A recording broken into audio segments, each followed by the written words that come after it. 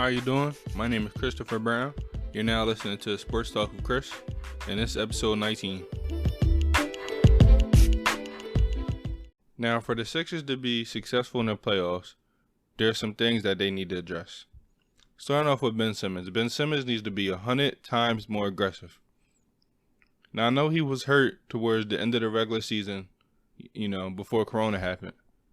But he's returning now more healthy, and he says he's healthier right now than before the season started. He also added more weight.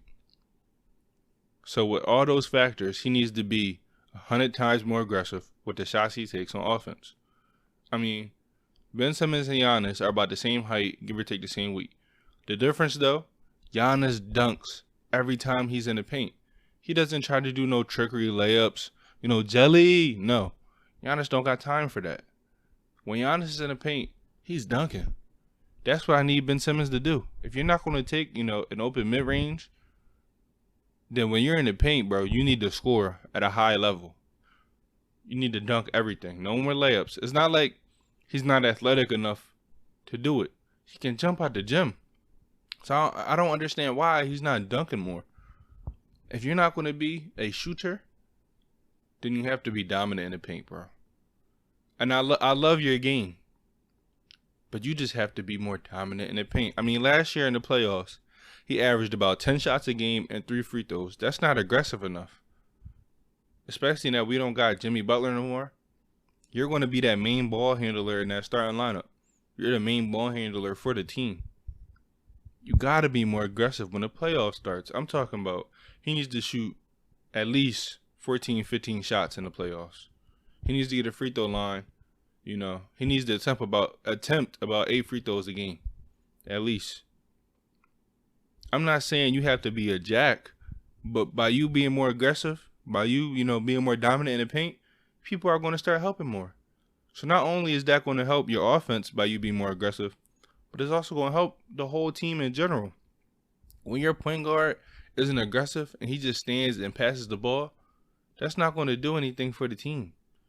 But when your point guard is aggressive, getting into the paint, dissecting a defense, then that's going to help the whole team. And that's what I need Ben Simmons to do. He has the potential to do it. It's not like he's 5'11" with no hops. He's 6'10". He's probably close to 250 pounds right now. He's athletic as I don't know what. He has no excuse not to be aggressive. This is the time where he needs to prove everybody how good of a player he is. Because I know how good of a player he can be. But he has to show it to the rest of the world. He needs to be aggressive on offense. And in the end of the regular season and playoffs, I need at least 15 shots a game you putting up, bro. Take advantage of mismatches. You're playing point guard at 6'10". There should be nobody in the league that can guard you. If they're not one of the best defenders in the league, if they're not all NBA first team or second team defense, then they should not guard you. Because if you put a forward on you that's trying to be, all big and muscular, you should blow by him. Then if they put a little guard on you, you should bully him. This playoffs, you need to show how good of a player you are. In order for us to be successful, you have to be aggressive. And on the defensive end, you really improved this year. I mean, you lead in the league in steals. So it's like you're doing your thing on defense. You're the main defender now that Jimmy's not here. You got to step it up a notch. In order for the Sixers to be successful, Ben Simmons really has to be one of the best players in the league. And he can do it. It's not like he can't do it. As a Sixers fan, scratch that. As an NBA fan, if you watch the Sixers play, if you watch Ben Simmons plays, you can see, how good he can be. But he's not consistent. He's not aggressive. That's one thing that he needs to address going into this bubble season. Now, another player that's important to the Sixers' success is our other superstar, the best player on our team, and that's Joel Embiid. Now, Joel Embiid needs to be more aggressive. He needs to make sure he's healthy and in shape, and he needs to be ready to lead and dominate on both ends of the court. I mean, when it comes to Joel Embiid, he's the best center in the league. By far the best, and by far the most dominant center in the league. But to sustain his dominance, he needs to be more aggressive and consistent. This year, he's only taking 15 shots a game. After last year, he averaged 27. This year, he's only averaging 23. That cannot cut it. You have no excuse. You're the main guy on this team. It's obvious now. Your points per game can't drop. Your shots you shooting, per game can't drop. All that needs to increase for us to be successful. You need to be the leading scorer on this team. And now in the playoffs last year, he only put up 14 shots on 42% from the field. That especially cannot cut it this year, bro. Like I keep saying, you're the best player on this team. Only 14 shots in the playoffs? No. Shooting 42% from the field? Heck no. You're the most dominant center in the league. There's no reason why you should shoot anything less than 47, 46% from the field. I know you like to shoot jumpers, but there's nobody in the league more dominant than you in the paint. I mean, this year, Joel Embiid averaged a league high 9.7 post-ups per game.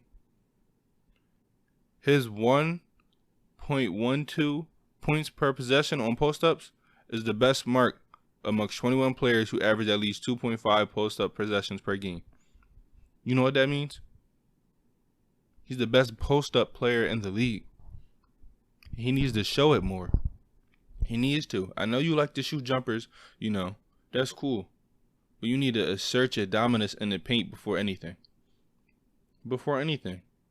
And then work your way out. You need to be inside out, not outside in. Because at the end of the day, when we need a bucket from you, I'm more confident in you being in the post and you being in the paint getting a bucket than you trying to shoot a three getting a bucket. Come on, Joel. You need to be dominant. You need to be shooting at least 20 shots.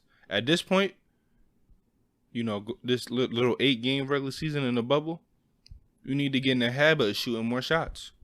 But you need to be more efficient. Because in the playoffs, you should not average anything under 19 shots a game. I'm going to be completely honest. In the playoffs, it's time for you to earn your money and show everybody why you're the best in the league. And that comes by being better on offense, scoring more points. That's really important for us to succeed, man.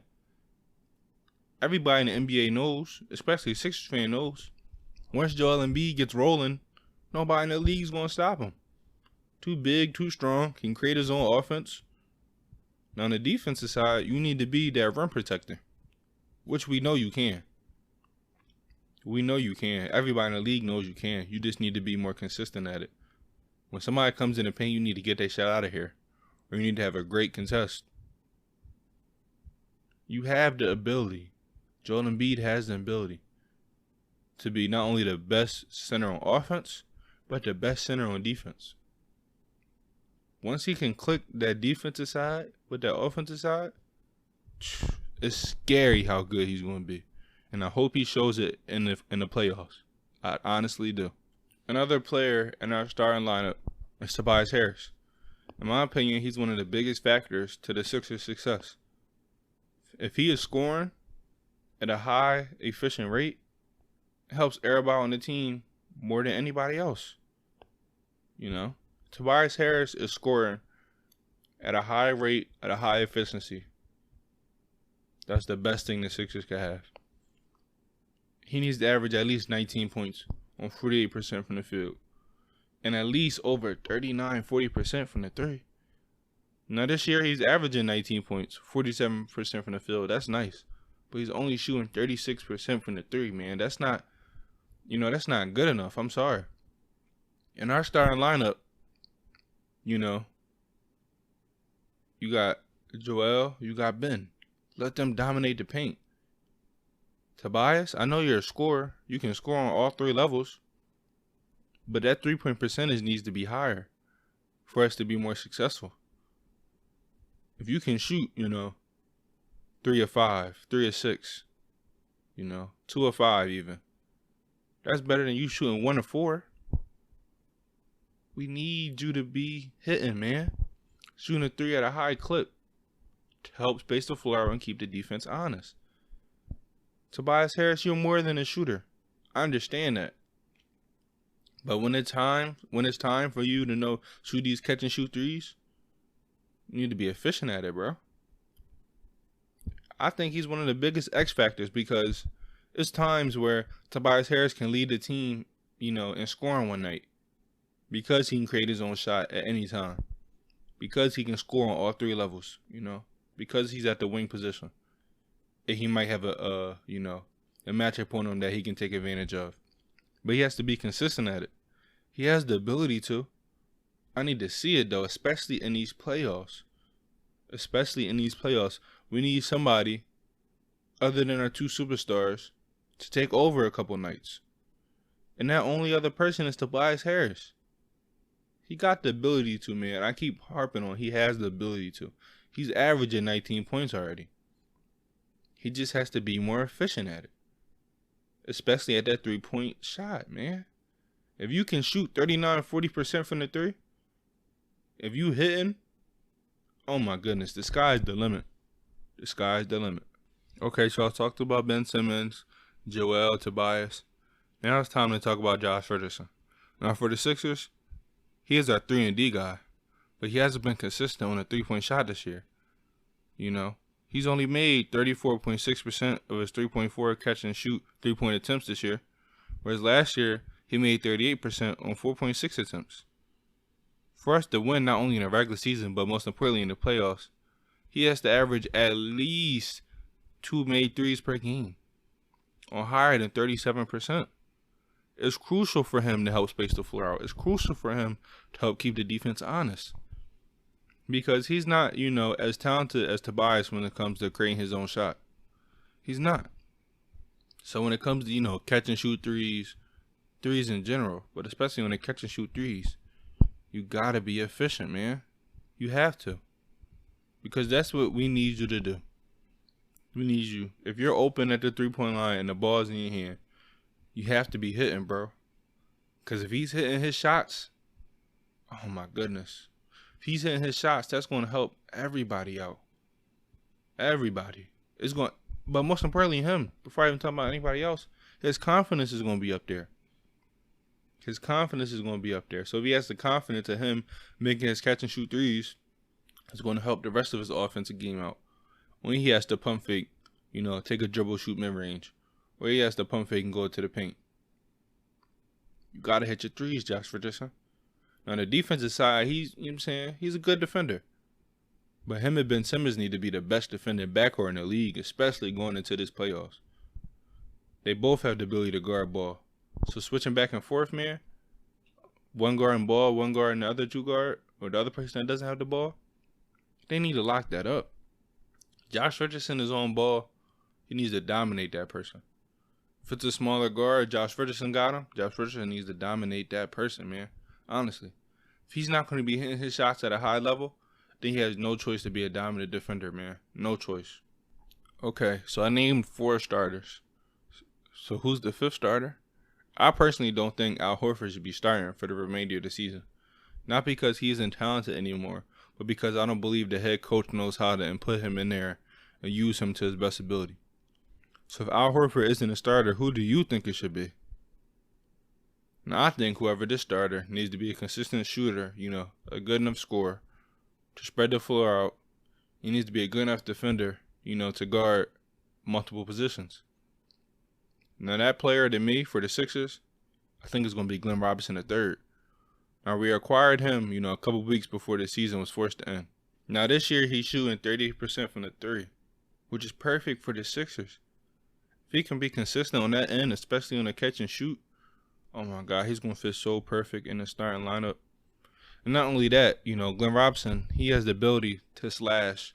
He has the ability to create his own shot, which is also perfect. It is also perfect, but most importantly, man, he really does have to be a really good three-point shooter for it to work. He has the ability to hold his own. He has the ability to hold his own on defense, at that small forward position. He can guard the 2-3, which is perfect. He's the perfect starter for the Sixers because he's a good enough scorer, good enough shooter, and he's a good enough defender. So that's my prediction on the Sixers starting lineup. It's going to be Ben Simmons, Josh Richardson, probably Glenn at the 3, Tobias at the 4, and Embiid at the 5. Now, time to talk about this bench we got. Now I know a lot of people, want Shake to start. But I think, man, he's perfect for us coming off the bench. Plus, we really need a ball handler coming off the bench, to be honest. We can't have him start because then we're going to have no ball handler. Now, to those who've been listening about my previous episodes when I talk about the Sixers, y'all know how I feel about this cat named Neto. He's a terrible player. I cannot have him being a backup ball handler. That's why I need Shake. Shake is somebody that can create offense, whether it's scoring or playmaking. That's perfect. That's what we need. That's what we need at the backup guard position. Now, like I said, a couple of weeks, before the bubble, we traded for Glenn Robinson. But in that trade, we also got Alec Burks. He's somebody that can provide scoring off the bench, at least 10 points. Can score at the 3, mid-range, and in the paint. Our depth, our bench mob, it could be nasty, man. So you got Shake, you got Alec. Then our rookie, Matisse Thybulle. I hope I'm saying his name right. He's someone as a rookie, in his rookie year, is already proven to be a great defender. And I'm not going to be surprised if he ends up finding himself playing in late game situations. Can guard multiple positions at a high rate. But the reason why I have him coming off the bench right now and not starting, because he's not, consistent on the offensive side. And we need another, consistent shooter. Now, if he's consistent on the offensive side, I have no problem with him starting. But until he can fix that end, he's perfect coming off the bench right now. Perfect. Now you got Furkan Korkmaz and Ryan Broekhoff. I really hope I didn't butcher their names. Because to me, first of all, before I even get into that, they both shooting over 39% from the 3. They're the best shooters on the team. And they're going to play, in my opinion, a major role in the Sixers' success. Why? Because we desperately need shooters. And there's 2 shooters right there. Can play the 3, the 4, and even the 2. 2 shooters shooting over 39% from the 3. That's all we needed, man. All we needed was some shooters, and we got that. Furkan Korkmaz with the Sixers, he having his best year this year, shooting about 39% from the 3. Then we acquired Ryan. I don't want to say his last name because I don't want to mess it up. Then we acquired Ryan, another shooter, shooting over 39% from the 3. Come on now. All season I was preaching, just give us another shooter, give us another shooter. And now we got one.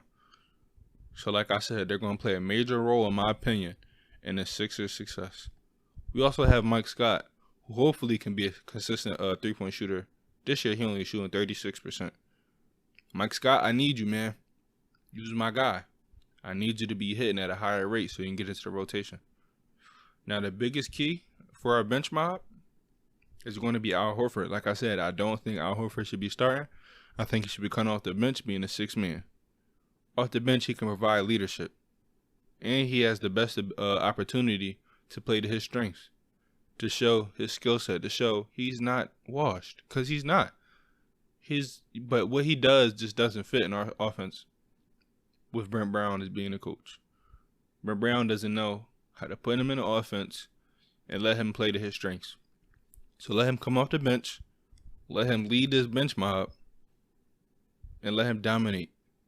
Because the bench in the playoffs wins you about 1 or 2 games per series. And going into this bubble, going into this playoffs, the Sixers actually have a really good bench. We got everything we can cover. We got a defender, we got shooters, we got a dominant big, we got a ball handler. If they can play all to their best ability, be consistent, be efficient, there's no telling what they can do. Now as a team, our chemistry needs to be together. These top teams, these main contenders, their chemistry is there. For us, we have the talent, so we need our chemistry to match it. And hopefully we can stay healthy. Because with all this talent, we really have no excuses not to be a contender. Joel Embiid, as the best player, needs to be a leader. Ben Simmons, as the point guard, needs to be vocal. Al Horford, with all that experience he has, needs to help lead this young team and make sure they're focused and prepared so we have a chance to be special. Because we got the talent to. We just need to prove it. Okay, so I talked about the team. I talked about the players. But the most important thing for the Sixers to be successful is Brent Brown. Now, Brent Brown, honestly, man, for me, this is his last straw. If we don't make it to at least the Eastern Conference Finals, he needs to be fired as soon as the series is over. As soon as it's over, they need to take all his Sixer stuff, his, name tag, whatever they got, whatever he has to get into any building, they need to take it, give him everything he got in the office. He needs to be done. Because there's no reason why this team isn't fighting for the finals. Let's talk about last year. Last year, we had arguably the most talented starting five in the league. Not even that. We had the best starting five in the league because Boogie Cousins was hurt. So we had the best starting five in the league. Yet we didn't even make it to the Eastern Conference Finals. Any good coach, any great coach, they're leading that team to the finals, man. Honestly, we have all the talent. Even this year, we still have a lot of talent. Yet we're the 6th seed. Now, I know we had injuries and all that stuff, but that's no excuse, man. As the head coach, you need to put your players in the best position to be successful. As a head coach, you need to be a leader. He's not showing me any of those things. He's not putting his players in the best position to be successful. He's not calling the best plays for his stars. Get Joel Embiid the ball more. There's no reason why he's only shooting 15 shots a game. He's the best player. It needs to be 20. He needs to be 20, especially he's not the ball handler. He's not the facilitator on the team. His only job on offense is to score. And then when it comes to Ben Simmons, he needs more plays to score. Draw up plays for him to be in the paint. He is 6'10". At the end of the day, you the one that call plays. Call better plays. Call better plays for Tobias. Have better rotation schemes.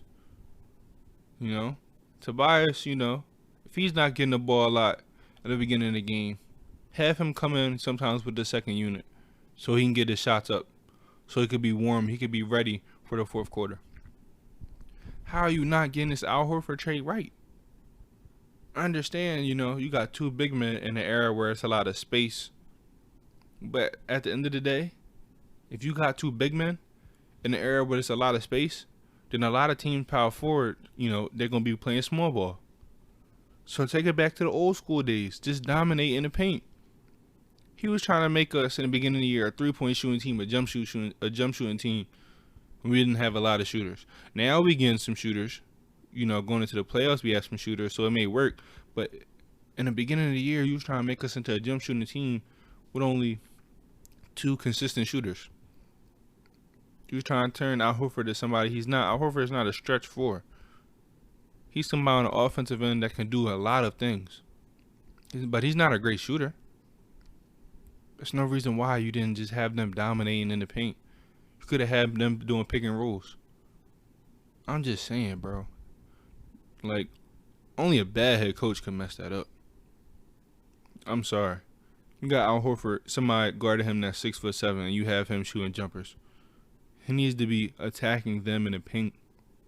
If one person is inside, one can be out, or they can both dominate each block. One person could be, at the high post, one could be at the low post. But I'm saying, how are you messing this stuff up? You have no excuse. You have no excuse this year. This is the last year. If the Sixers keep him as a coach after this year, if we don't make it to at least the Eastern Conference Finals and put up a fight, I'm not talking about get to the Eastern Conference Finals and get swept, because if that happens, he's out of here. But if we go, 4-2 competitive series, then I might be like, oh, scratch that, bro. Unless he wins the finals, unless he gets to the finals, I'm sorry, Ben Brown has to go. This finals are bust for him. It is. Because he had an opportunity to prove himself to be a head coach for this team, and he hasn't proved himself. My grandfather told me Ben Brown is not going to be the coach for the future. And I always used to say, give him a chance, Let him get some talent around him. Let's see what he can do with a talented roster. The past couple of years, he had a talented roster. Last year, he probably had the most talented. I keep saying that starting five was talented. He probably had the most talented starting five last year. You had Ben, JJ, Jimmy, Tobias, Joel. You didn't make it to the finals? Please. Give Doc Rivers that team. Easy finals winner. Eric Spoelstra, easy finals winner. Come on now. Give that team to Ty Lue, he's probably going to win the finals. If we don't be competitive in this playoffs, Brett Brown has to go. Because it's all on him. The playoffs is where a head coach earns their money, not the regular season. Nobody cares if you have a great regular season and you lose in playoffs. Come on now. If you're going to earn your money as a coach, it's in the playoffs. And Brett Brown hasn't earned his money. So going into this playoffs, he needs to put all of his players in the best position to be successful. Ben Simmons needs to be getting more plays drawn up for him. Joel Embiid needs to be a ton of more plays drawn up for him. You need to instill confidence in everybody, not even just your main guys. You need to instill confidence on everybody in the team because that's what a head coach does. I never had a head coach in my life that didn't instill confidence in me. That didn't get me pumped up for every game. I don't even know if Ben Brown does that. Honestly. It's all on him. The players can do their thing, but if you don't have a great head coach, you're not going to win anything. So, Ben Brown, you're on the hot seat. You're on the hot seat. It's time for you to prove your money. For you, it's championship or bust. That's how I feel about Ben Brown.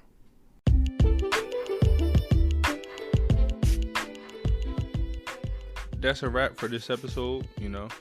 I feel like those are the most important things for the Sixers to be successful. The players, especially the star players, need to be dominant, consistent. The role players need to be consistent. We have good enough role players, for it to be games where they can go off. But most importantly, everything's on this head coach. It's all on Ben Brown, man. Now, if you want to, talk about what I talked about, if you're a Sixers fan and you feel how I feel, let's talk about this, man. You can find me on Instagram and Twitter at sportsw_Chris. sportsw_Chris. Thank you for listening and stay tuned for future episodes.